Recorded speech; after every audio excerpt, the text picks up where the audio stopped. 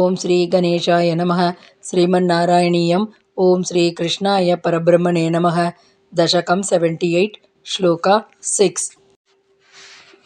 ಸ ಚ ಭವಂತಮವೋಚತ ಕುಂಡಿನೇ ನೃಪಸುತಾ ಖಲು ರಾಜತಿ ರುಕ್ಮಿಣೀ ತ್ವಯಿ ಸಮುತ್ಸುಕಯಾ ನಿಜ ಧೀರತಾ ರಹಿತಯಾ ಹಿತಯಾ ಪ್ರಹಿತೋ ಅಸ್ಮ್ಯಹಂ.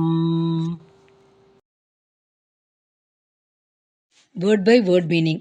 Saha, he, bhavantam, avochata cha, told thee also, Kundine, in the city of Kundina, capital of Vidarbha. Rukmini, Rukmini, Nrupasuta, the princess. Rajati Khalu, shines indeed. Twayi, with thee. Samutsukaya, who is deeply in love. Nija dhirata rahitaya, who lacks courage on her own. Taya hi, by her alone. Aham prahitaha asmi, I have been sent. Full meaning.